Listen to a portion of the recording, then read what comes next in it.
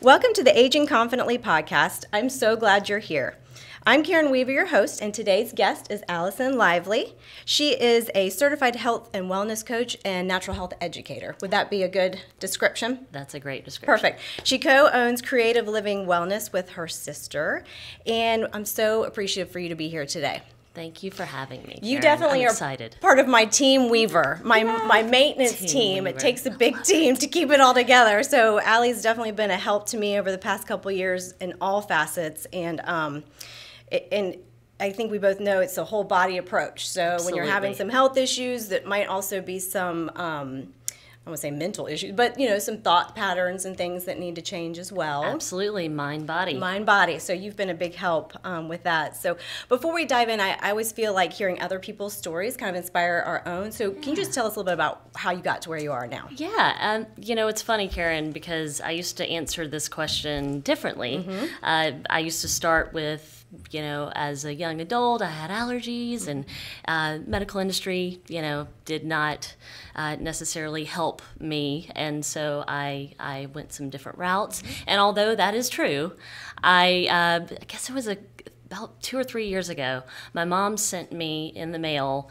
an old newspaper clipping of her natural food store. So when we were 2 years old, I was getting the health conscious download. Yeah, that's subliminal. Yes, yeah. My mom in 1980 opened a natural health food store in East Alabama. Wow.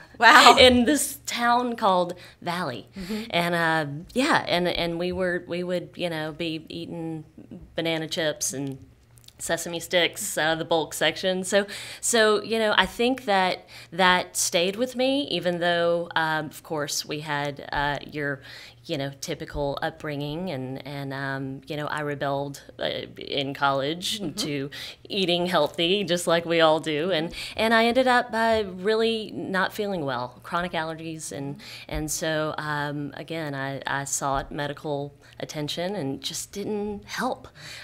So I recognized that, well, maybe it's something that I'm eating. Maybe there's something else out there. So that's when I really got into my studies for naturopathy.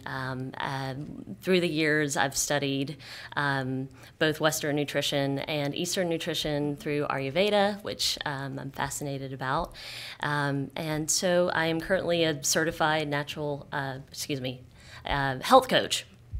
So certified health coach, and I've been practicing helping people really make good investments in their health, be the best that they can, do the things that they can do, that they can control, what they can eat, how they sleep, how they think. Those are all in our control. So I just really help people to manage that way, no matter what they come to me with. So it's been about 15 years of practice, in practice, and it's been a journey. So. And it's amazing how you grow through it. What your audience was in the beginning might be different, and I know you're going a little bit of a more specific direction, which is right in line, and we're going to talk about that in a little later, but right in line with the whole Aging Confidently goal, really. So, all right, so we're going to talk about inflammation. I can't imagine, what would you say, I don't even know if you want to give a percentage, but what is the amount of your practice that you can attribute to an inflammation cause? Oh, wow. Yeah. It's so high. 95%. Yeah, right. Because that is the fire that starts the body getting out of balance. So let's start from the beginning. What is inflammation? Yeah. And actually, let me take a step back, because I did want to set the table a little bit for our viewers and listeners to say this will be a conversation where we definitely look at the source of things, be a holistic esthetician, look at the source of what presents on the skin, same thing. Right. So instead of taking a pill to get rid of the symptoms, this conversation is going to be more about not suppressing the symptoms, but figuring out the cause and listening to our body. And I hate to say the gift of pain, but almost like it's your body's trying to tell you something, right? Absolutely. So I want to just set the table that we're not going to be medicine this is not going to be a medicine approach. It's more of going to be a holistic, what you can do, what you have control of, like Absolutely. you were saying. What kind of skills you can build around your lifestyle. That's right. That can contribute to health, because the body really knows what it's doing. Yeah. So talk about inflammation. So let's start from the beginning. What is it, and how does it present? Well, inflammation is one of those aspects of the body knowing exactly what to do. So it is the process of action. When there's an incoming offensive, so and then generally it's just our wear and tear communication. So when we get cut, our body sends blood and chemical messengers to the area to present redness. Oftentimes that comes with some swelling and some pain, but it should come and go. There should be a beginning and an end. So it should be able to take care of the offensive by finishing. And when it can't finish the job, or it has too many fires to put out, offenders to deal with, then our body starts to become out of balance. We begin the process of what we call more chronic inflammation. So it's the things that we live with. It's the dull aches and pains, it's the bloating, it's the fatigue, it's a lot of those symptoms that, again, we think is fairly normal, especially as we age, right? Right. It's just a part of it. You're just supposed to have aches and pains, absolutely. Right? That is the process of naturally aging. But it doesn't have to be. It doesn't have to be. And that's what I'm really passionate about, to help people to understand that, we've got all these norms, but unfortunately it's not, it should not be normal to feel unwell. Right. So. Well, it's so interesting. I think where you and I initially met was my daughter. She had suffered from eczema as a baby, really, and growing up. And I never knew the connection between gut health and skin health until I became an esthetician, and then realized that I knew now that and we went to the allergist. She did the whole back prick thing, the terrible, all those different, and we found some things she might be allergic to, but these are sensitivities that you may not even know, that don't show up as really typical allergies, but sensitivities to foods that is inflaming the gut. Sure. And when that gut's inflamed, you see it in different ways, but her particular was her skin. And I knew that, I just could not figure out what it was, because it's like a shot in the dark. Is it dairy? Is it gluten? She was, I think, 12 or 13 at the time, so she's a teenager, and then we're trying to figure this out. So coming to you and doing the food sensitivity testing was phenomenal, to pinpoint that. And, it was kind of not funny for her, but kind of funny for me, because it was dairy, yeast, and then the third one, when you did the allergy testing, that she's like, I am not, so it's muscle testing that you do. So it's so interesting. But she's like, it was chocolate that you were about to test her for. And she's like, I am not going to let my arm fall for chocolate. And she did, and it was terrible. But the result was we cut all that out, and her eczema went away. Yeah. That for me was the biggest, almost aha moment this is incredible. Yeah. It really does all start in the gut. It really does. So do you feel like all inflammation kind of starts right there in the gut of what we take in, or how does that It does work? tend to be the starting point, Karen, to, in a world where we're in a constant, if you will, protection, our bodies just living among the world. We are exposed to toxins that we're breathing, that we're consuming, that we can't even see, right? So, it is a kind of being human, and we can't build a bubble, right? So we are always exposed, and then we have certain weak links that we I believe are kind of coming to the world with, and according to our journey with health, we have weak links, and so my inflammation, will present itself in my weakest link, if you will, and a lot of times it is the gut, because it's kind of the first exposure, right? Whether we breathe something or smell something or intake something, it is our natural immune response or first defense, if you will.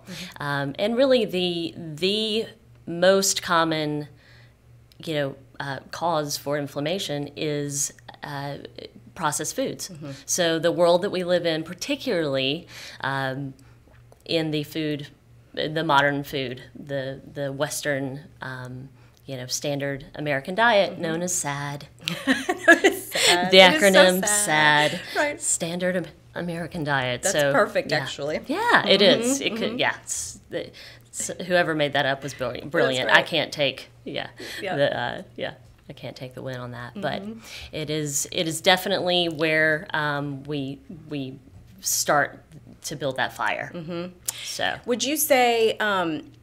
What about sugar? I mean, I know, sugar's in all processed foods, but I can tell an immediate difference in my joints when I eat sugar. Are some people more susceptible to it than others? Is that the weak link you were talking about, that some people just... We are all susceptible to sugar. Yeah. So again, it's the modern version of sugar, right? So we have over time manufactured something that is natural, or can be a natural product, and is naturally occurring in many natural foods, right? Fruits, for instance, are a natural form of sugar, which is fantastic. You should not be able to overdo that. Yet, couple that with our processed sugar and things that are, that's hidden in our food. Number one, absolute pro-inflammatory component to our diet. For sure. Is sugar. Yeah, in a processed form. Okay. Yes. Yeah. Which is in everything, like you said. It is in everything. And it has so many names. And I know, when I finally started looking at labels, I could not believe, salsa, tomato sauce. I was like, how is there sugar in all this? Nothing is safe. Nothing is safe. Yeah. Like when you start reading those labels, when I first got into it, it was very overwhelming. Yeah. Because I thought everything I used to think was right is wrong with it. And then now there's so much attention. Like, you can't just take it for face value. You have to really look at it. You do. And I think slow and steady wins the race. Yes. Especially when you're talking about a young person who is picky, and is not as willing to go with my technique of, brain over gut, meaning, try it because it's good for you and continue, and your taste buds will change. It's hard to make someone to do that, right? Especially a young person. But at any age, it can be tricky to train your taste buds. But it absolutely happens, right? You can train your taste buds. Oh, absolutely. Okay. If you look at your diet now, right, and 10 years ago, for me, I despised avocado.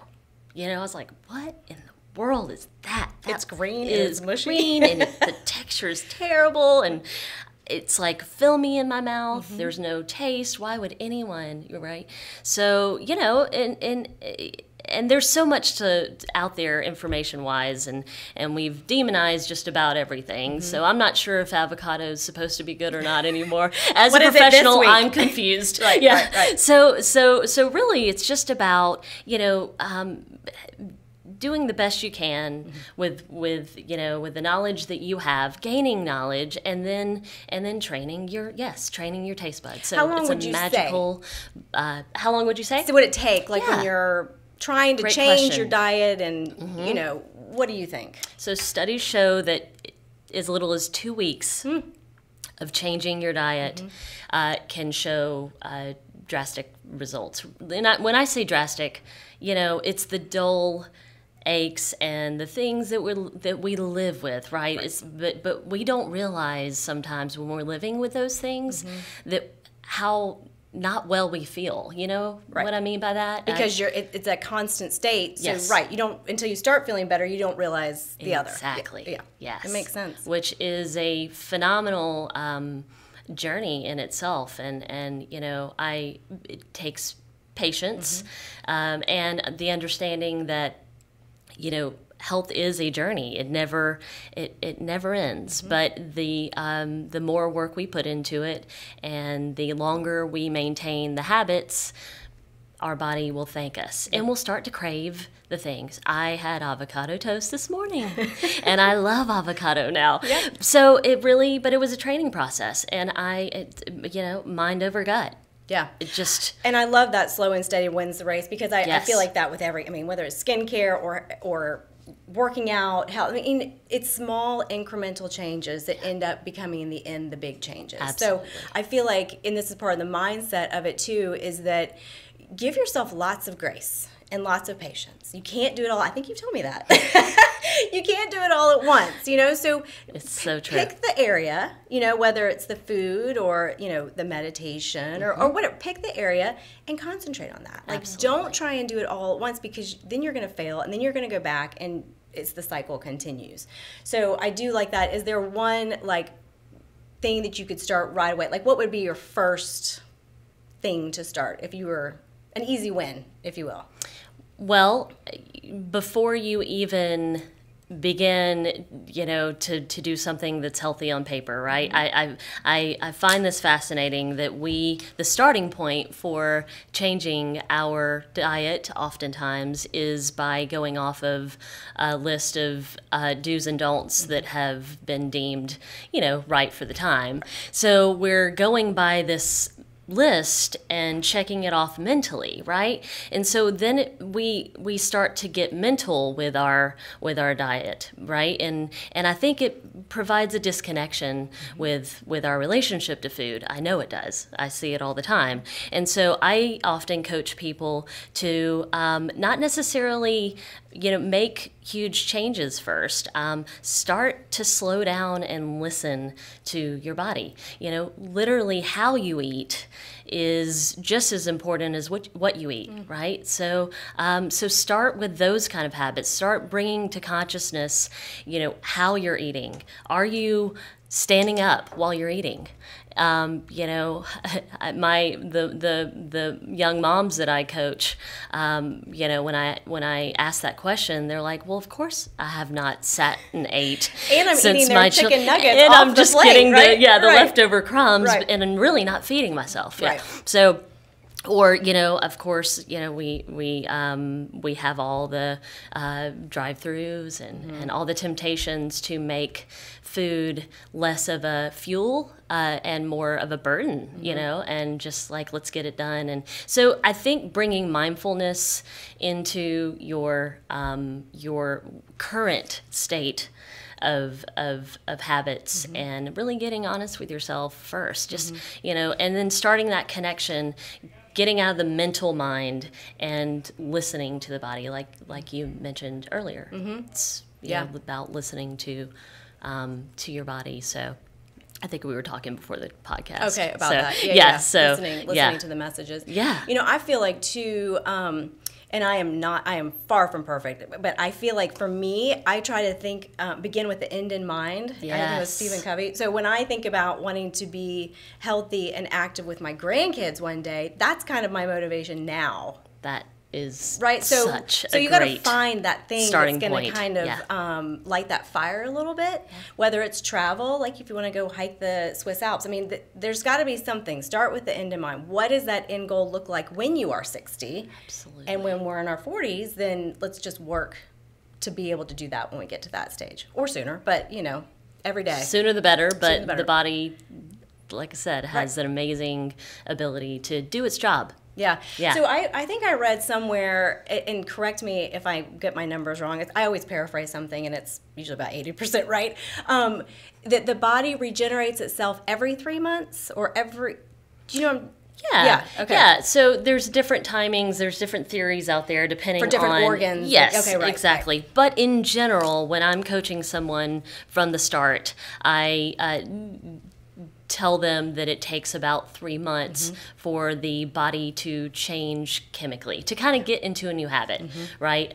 You know, and that gives grace for the learning curve of all the things, right? The getting more water and getting better habits with your food. But yeah, about 3 months is more of the body chemistry can send different messages to different places. You start to crave foods. The innate wisdom of the body starts to kick in, and the habits that you've formed along the way start to really drive your motivation. Yeah. So yeah, and to have that mentality of, I mean, 3 months is not that long, but in our culture, my goodness, right. People don't have that much attention span sometimes, but it's nice to have that 3 months. Let's see what happens. Absolutely. You know? It's nothing in the grand scheme of things. It is nothing. Right? Absolutely.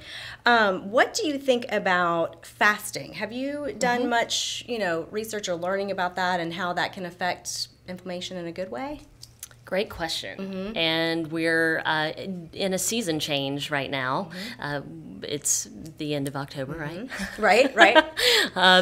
Yeah, so this is actually one of the best times traditionally to cleanse the body through methods, and fasting is one of those methods that are traditionally a very powerful way to detoxify and renew the system, and really in order to get prepared for the next season. So we live in a temperate climate for the most part still.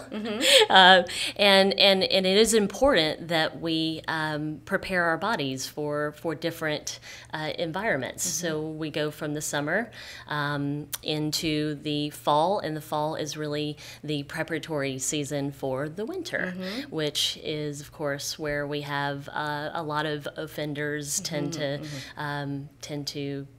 have to present itself and be a natural part of the winter season, cold and flu season. Yeah.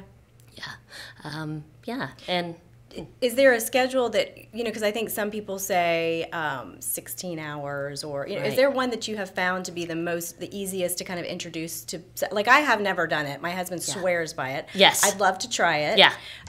But I'm wondering what might be the best way to start it. Yes. So it is different for everybody. And I tend to tell people to get a professional to help you to prepare for it. Okay. Because if you go from, Mickey D's, to nothing for, even 16 hours or, a day, you're going to dump your body's natural detoxification is going to yell at you. It is not fun to go from a level of, toxicity or just heavy foods. When I'm coaching someone into fasting, you want to kind of prepare by eating very light and to prepare for the body going without. But I really believe that the kind of modern take in is the fast mimicking process. So to get your body to think that it's fasting and still fuel it, because we live in a world where our brains have to be on, right? And so, a lot of times if you've ever had a blood sugar crash, that is synonymous with going too long without eating. So, if you want to avoid something like that, then kind of those intermittent fast, like you mentioned, the 16 hours, anywhere from 12 to 16 hours. So that basically can look like, finishing your last evening meal at 7 o'clock at night, and then maybe not eating the next day until 10 or 11 in the morning. So it's, and then breaking the fast has to be healthy as well. That's right. Yeah. So. Right. You can't just fast and then go back to the regular way of eating. Yes. I have heard friends of mine have done it that were hungry for the first maybe week, but then it was just Nothing. And they found it even easier because they didn't have to worry about the whole morning breakfast thing. You have lots of time on your hands. Right. Yeah, it's amazing. It's really, it is a powerful experience to become aware when you're fasting, or excuse me, when you're doing something that minimizes preparation. And it really, we spend a lot of time thinking about preparing, gathering, our things to eat. So I always say, make sure you get a hobby or, get a project going, because you're going to, want to fill that space a little bit. And that's a great idea. So being proactive with it, to say, I'm going to go take a walk, or I'm going to go read or something. Yes. I like that idea. Yeah, get a good book. Yeah, color. Yeah, be ready for it. Yeah, you're gonna be hungry, but be ready to do something else. Yeah. And then keep hydrated. Hunger signals are often a miscommunication for thirst. That is so true. Yeah. Sometimes when I remember that, it's great. Yeah. Drink that glass of water. You're like, I'm good. I know, right? Yeah. And when I coach people into that fast mimicking or that intermittent fasting, or kind of extending that time, often, it really is becoming aware of how much we munch after our evening meal, and it's so easy to sneak in those, extra calories, or just a munch maybe when we're sitting at the TV, with our loved ones, just kind of hanging out. It's just, we eat for so many other reasons than hunger. It's true. Boredom is... That's probably my number one. Or procrastination, actually, is my number one. I don't want to go do that, so let me just go get a snack. That's right, yes. So I know we touched on this earlier about, how inflammation can become a problem when it's chronic, when it's, your body finally like, I can't take it anymore. And I'm assuming that stress is probably a huge component to that. So talk about the link between stress and our environmental stress, and how that influences inflammation in our body. Yeah, that's a great connection, because we are oftentimes, again, so busy in our lives, and we have each kind of, hour, maybe even minute planned, and we're so focused in on that, we don't realize that our body is tense, right? We're not breathing, although we are, because, but it's that short, automatic, shallow, like... Exactly. Even sitting here, I find myself doing it. Yeah. Like, if I could just take a deep breath, it's amazing, the difference. It is amazing.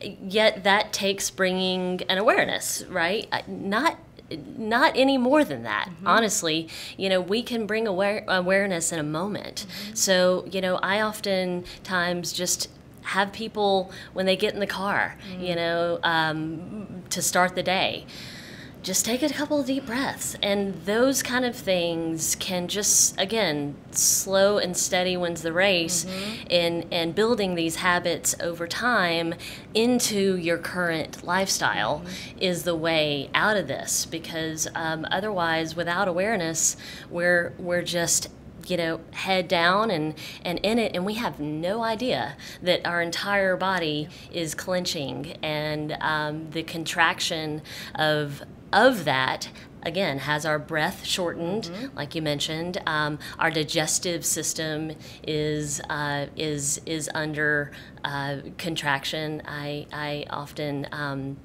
compare the modern stress to more of a traditional, think of, running from something that, is chasing you. Well, you don't have time to take a poo or a pee, when you're running for your life. So our digestive system, our elimination, a lot of the things that we deal with as far as these chronic inflammation issues, constipation being one of those, is just this intense, tense, you being tense, God, being contracted. I never thought about constipation could be, well, first of all, an inflammatory condition, but then second of all, part of that whole just holding on for dear life kind of thing that we do so much. So that's interesting. Yes. Okay. Yeah, we no longer, our life is not threatened necessarily on a daily basis, but our mental, the things that we stress about, we wake up with, we go to bed with, they're never ending. And our brain doesn't know the difference. That's right. Right? So they don't know if it's a tiger or whatever, or a doctor's appointment, or so it's all the same to the brain. Absolutely. Yeah. Yes. So let's just say constipation, for instance. What kind of things can that lead to down the road if it's not, if you're not aware of that, and we'll get back to stress. I would love to talk about how that presents in other ways too. Sure. But I don't know, I think about IBS and some other, is that correlated or? Absolutely, okay. Yes. So again, our eliminative system is meant to keep us in balance, right? Our body, if the natural inflammation process or the definition of inflammation is to take care of the wear and tear, is it needs to get it out of the body just as quickly as it comes in. So when we don't have a natural eliminative process, then we are storing a lot of those offenders that our body can generally take care of if we have them leave the body. And I'm sure you see this in your practice a lot with skin, because that's a major correlation to constipation. Absolutely. Is having the skin show up the toxins that are kind of stored there because of not eliminating correctly. It does show up. Has to take the brunt of the team member off the job, if you will. Right. Yeah. And of course, the itises, that's a medical term for inflammation or chronic inflammation. We tend to see the suffix itis. Okay. So colitis, arthritis. Oh, yeah. Okay. These are descriptive inflammatory conditions or diagnoses in medical terms. Interesting. So the chronic piece of it, itis, is where you can kind of be like, okay, that's what it is. With a few exceptions, of course. Sure. Allergies, osteoporosis, things of that nature are not. So it's, of course, like our lovely English language. Sure, but it kind of gives you a guide that's Latin, to... actually. Latin English. I know, right? I took lots of Latin in high school. Because it was supposed to help me on the SAT. Oh. Not so much. But that's okay. Here we are. So I know there's other ways. I'd love to talk about a few, and stress probably plays a part in this too, to kind of just keep looping that theme through. But a lot of clients I see, obviously, mostly women, 40 plus. And I'd say the number one thing I hear about the most is thyroid issues. So how does that kind of manifest itself? The process of, because I know we talked a little bit about that can be a form of inflammation. Yeah. Sure. So where does that start? Well, Karen, you ask such complex, amazing questions, I tell ya. And in our modern day, you are absolutely right. Our hormone system, known as the endocrine system, is basically how we get the messages of stress or relaxation, or with the thyroid, a lot of the checks and balances, like your body temperature, the amount of the skin and the hair, and the dryness there, fatigue. Those are very common symptoms that a lot of women do have, and I believe the thyroid has kind of it's just been extra susceptible to our modern stressors. The modern woman is miraculous in all the things that we do, yet we've become human doers, to the sense that that our hormone response has not adapted, or our natural hormones response has really not adapted to a lot of the changes that we as modern women and men, present, especially after 40. So our natural cycle of our hormone system, is not necessarily following the rules to the modern woman. So I feel like we are, in that space right now. And, to take it a little bit personal, for my story and what you've helped me with, which was not an overnight process. I think it probably took us 8 months. But so many times as women, we don't say what we need to say, right? And I think I came to you initially because I had this thickness in my throat. It was driving me crazy. I couldn't, it was a thickness in my throat, and it was just, it was a really heavy feeling. And so we did, we did the due diligence. I went and got my thyroid tested from top to bottom, all that blood work, because you sometimes do want to rule out those kind of things. Absolutely. But I wasn't communicating some things I needed to communicate. And it was very scary for me. It's scary for anybody to talk about the hard things. And so when you do, since I have done that though, since I have, asked for what I needed and communicated feelings that I've had for a long time and things like that, that thickness has gone. And you had mentioned that that chronic inflammation, and again, it's listening to what your body is telling you. And everybody is going to approach that in a different way. But the more awareness you have of your body and not poo-pooing it, like just keep going. Just keep going. You're going to be fine. You're going to be fine. Just head down. Keep going. If you can just think about it for a minute and really try to figure out what your body's trying to tell you. And it was super uncomfortable what I had to do. But the reward was amazing. And I think you had mentioned that too, that can then, and I don't want to put any guilt on women when I say this. This is more of an empowerment thing rather than a guilt thing, okay? I want to make sure that I communicate that that can lead to thyroid issues, that inflammation in the throat by that mind-body connection of not communicating what you need to communicate. That chronic inflammation can't, so I don't want to make people think you're causing that thyroid issue. Absolutely not. But know that it's all connected, and I should say however, because I really didn't mean that last statement. However, know that what you're thinking is so powerful to your body, and to say what you need to say. You said, I love your advice, you said, you don't know how people are going to respond when you say that. You think you know what they're going to say when you say that, and of course, you catastrophize it, right?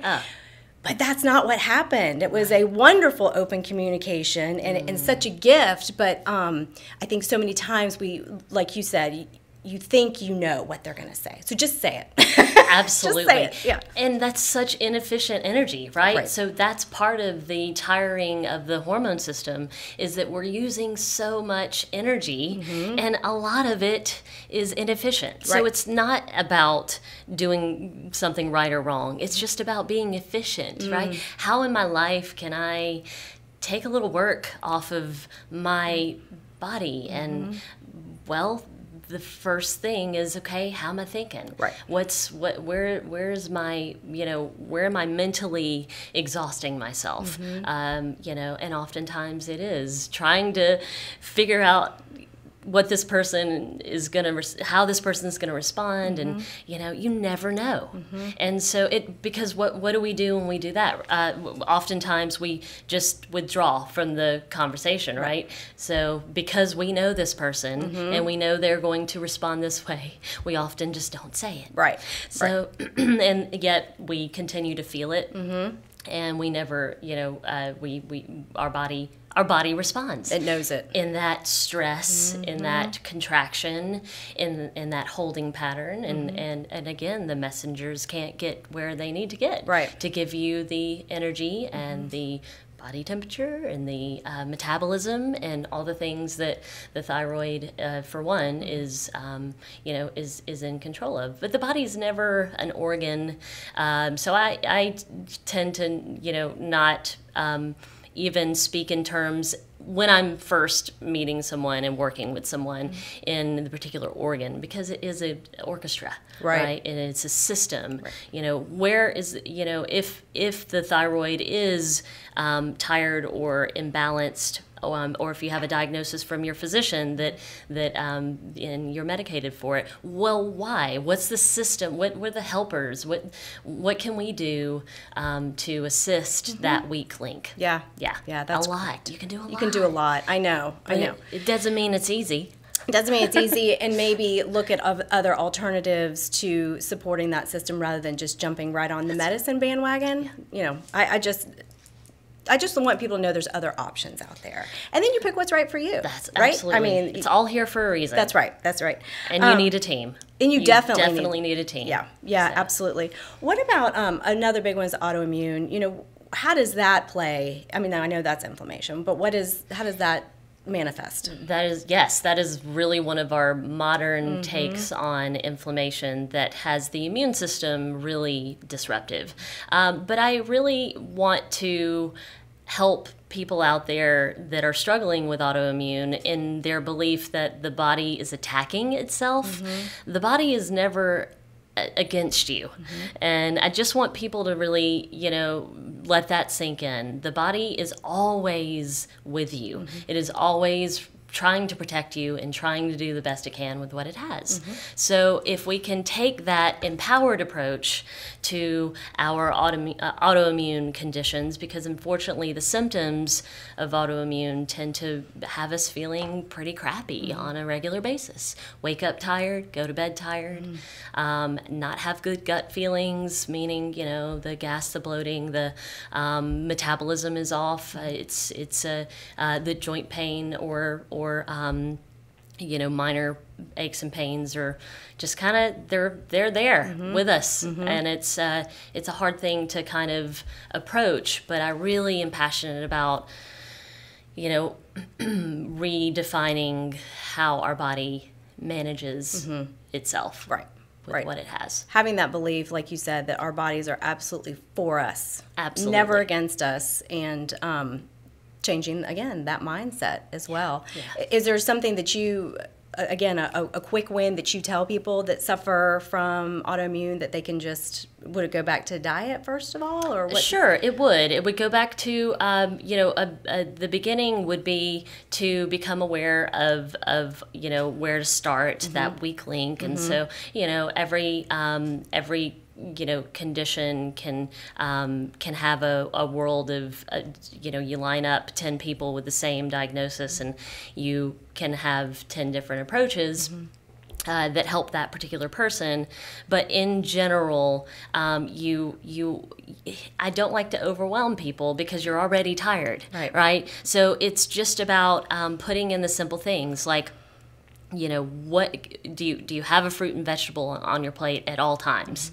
Are we eating food that is going to give us life, literally, or are we consumed by our cravings that come from this kind of negative feedback that we get when we're tired and we don't really want to cook, and we can't have the mental capacity to think of food prepping for the week. So it's really a challenging place to think about when you are like, there's so many things I've got to do, I'm overwhelmed, right? So to just be gentle with yourself in the sense of waking up. And one of the first things that I coach people to do that makes a big difference is to wake up and go straight to the bathroom and just start kind of, washing the face with some warm water, brush the teeth, start kind of waking up and detoxifying. Detoxification is one of the things that holds us back in our energy levels. And when we wake up, we're the most toxic because we've been cooking all night, right? We've been kind of, getting the things released from the day before. So while we're sleeping, oftentimes that's why we tend to wake up or have sweats at night. Our sleep is disturbed. A lot of times it's because the detoxification system's off. So one simple step is to wake up, go brush the teeth. I like to scrape the tongue. Really cool Eastern medicine take on detoxifying the body. And I can tell you more about that later. And then drink water. Start to hydrate. Start to feed your cells with what it needs, and avoid beelining it to the coffee pot first thing in the morning. And then and then watching your thoughts. When we wake up, what are we doing? Where are we? I go straight to my to-do list. Yes, for sure. Yeah. Inefficient energy. That's right. It's, but we're on a negative feedback loop because our body is trained to stay in protection. And that's the, sense of autoimmune, that constant protection is necessary. It believes itself to be necessary. Right. So we have to retrain it to not be. Right. So we don't need you as much. That's right. We need you now, but as we're detoxifying and bringing that stress level down, hopefully our body will realize that it's safe. It's safe, right? Yeah. It's safe. We want to send safety messages. Yeah, and you were talking about getting those little small habits, and this came to mind when you're going to the bathroom, because usually I sit down and go back. I mean, it's like the next thing. Like I'm already thinking about step 5 that I need to do in my morning. But what a great way if you can just start that habit. And I'm going to start this habit. Let's all start this habit as we're going to the bathroom in the morning to do your 3 deep breaths while you're sitting on the toilet. Why not? That's very efficient. Wherever, however, put it into your life. Yeah, right? But put it right. But I like the triggers of, okay, so when we do this, we're detoxifying in the morning. So what do we need to do that? And we do those things and start the day off right. And I love how you were saying when you get in the car, another 3 or so, whatever, deep breaths, and just to be mindful of that. So simple, right? We simple. all can do that. Yes, for sure. And so if you're feeling disempowered by your fatigue and pain, and it's we can do something about it. Yeah. And it doesn't take a perfect diet. Certainly, not one that is deemed perfect by someone on the internet. Right. If you will. Sure. So, yeah. Well, and I think too of having that mindset again, and I really try to do this, and this is pretty new for me and I've enjoyed it, is when I have pain to really, again, take that step back and kind of assess my body and what it's trying to tell me. Absolutely. Is it what I ate last night? Yeah. But instead of just pushing it down straight to the Advil, getting rid of it, trying to take it as the I hate to say gift, but the gift that the pain is in our body, because our body, again, like we started off with, is trying to tell us something. Yes. So I hope that people today can at least get that piece of it. Absolutely. Is just, like you said, more mindfulness and awareness of your body is trying to tell you something with this pain. It's not against you. Right. It is for you, and it's a miracle. And you can change. It can change. You're not, just because you're in pain now, it doesn't mean that it's going to be that way forever. So I am so excited about your new platform that you and your sister are putting together, Alicia, Best Years Group. Best Years Group. And I love it. And I didn't even know you were doing this, and I'm doing this, and we started talking, and it's just such a great, it's needed. Let's just put it that way. It is needed. People want to age in the best way possible. Best years. I mean, it is the best years, right? Your kids are grown. You may be making some money. I don't know. You've paid for them to go to school, and but it is the best years. It is the time. So tell people a little bit about what they can expect from this platform and how they can find it. And I know it's not going live probably till end of November, but at least people can find it, maybe bookmark it in case they're interested in going back later. Absolutely, Karen. We're so excited about this, and it has been a process. My sister and I are in business together. We started in the womb as twins, so we fought it for a long time, and then we just thought, you know what? We're better together, and so let's bring our gifts to a new platform. So we have done one-on-one consultations in our office for both of us for about 15 years now. And my sister Alicia is a private yoga instructor. That's her passion, specifically senior yoga therapy. And my developing my practice over the years, I have become so passionate about the experience of aging and our current culture in the aging body, and I'm just passionate about changing it. So we're building a platform that is online learning. So we have a website that is live-byg.com. And if you go on that, it tells you a little bit about the program, but we are meant to have a self-led, gently guided.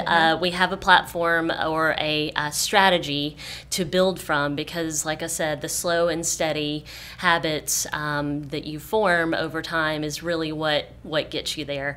And so this platform is meant for 24-hour access to Alicia and I as your guides to aging, not just living longer, but living better, and really making that investment, continuing to make that investment into your health, and having it easily accessed at your own home 24/7, so you don't have to go anywhere, and it's self-led, so you really can just kind of peruse the website, and so a membership-based website is what we're developing.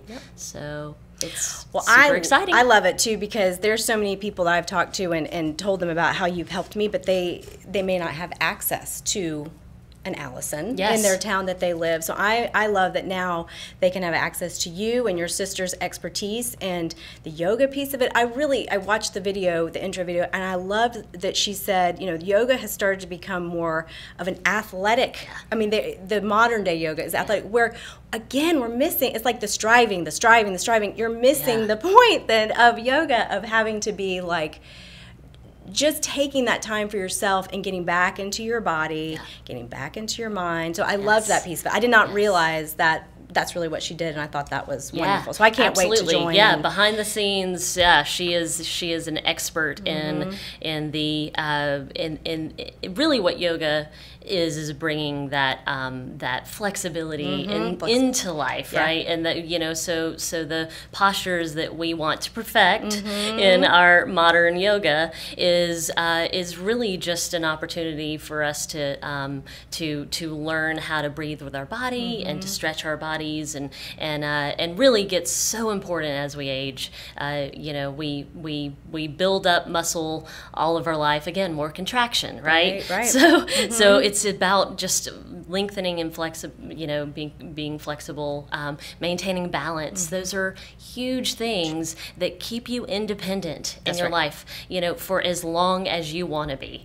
And so it really puts you in the driver's seat. So the platform is for the active older adults. So we are really tailoring the information for 55 plus, and really are excited to just speak to the retired community and just say, hey, what's now, right? And how can I make my health my hobby now, right? Or hey, maintain your hobby, keep that golf swing up, and those are what are the things, like you mentioned, where do you want to be living intentionally? What will drive you to make these healthy habits, every day? Well, I can even see I'm not quite 50 yet, but I like to begin with the end in mind. So I could definitely even see my age group wanting to get that step ahead. Absolutely. What do I need to be aware of?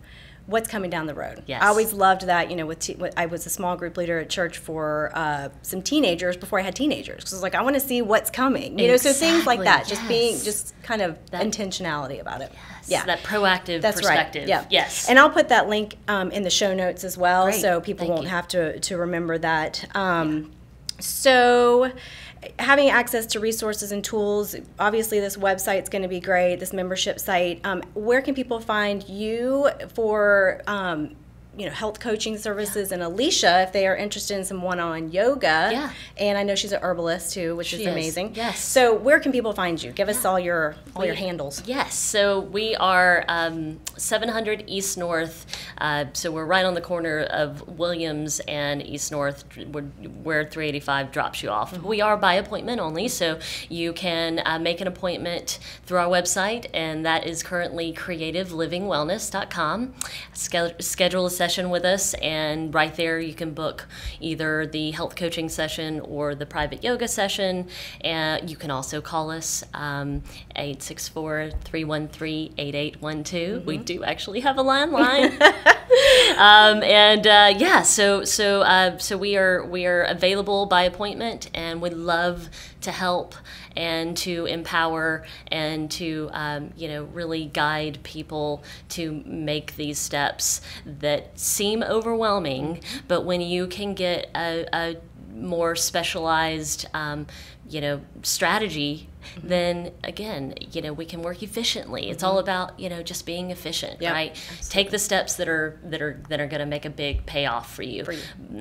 But for even if you don't have access to us, little step. I want to remind you that little steps make a big payoff. That's right. So, that's right. Yeah. So just as a reminder, if you have a question or comment that you would like to go ahead and leave, if you're watching us on Facebook Live, go ahead and do that before I ask Allie the last question here, and then we'll get to that in just a second. But so what does aging confidently mean to you?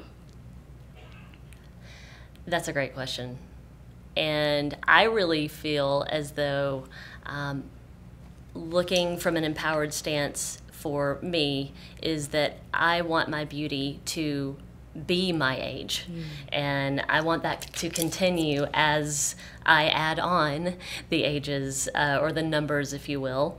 And I will be the big 40 in January. So I am so excited to continue this journey into beauty. I mean, just into it, right? Not out of it, right? I'm just getting started. That's right. I agree, 100%. I love it. I love it. And creating that community for people that we can change that mindset of aging and just let's have fun. Absolutely, dang, we have earned it. Yes, have fun. Let's do it. Okay, so I'm going to close out the podcast portion of it, and then we will turn to Facebook in just a second for any comments or questions. So thank you so much for listening. I hope you've learned something today that is helpful to you. If so, please share this podcast with your friends. We are now on Google Play and iTunes, so I would so appreciate a subscribe and a rate and review. It will take just 2 minutes, but it does go a long way to making this podcast accessible and people be able to find it. Again, we're here every second and fourth Tuesday of the month at 10 a.m. We'd love for you to join us and be part of our, pull a chair up to our table and be part of our conversation. And lastly, we are all beautiful and have so much to offer, especially when we come from a place of confidence and gratitude. So let's age confidently together and turn the so-called midlife crisis into a midlife inspiration.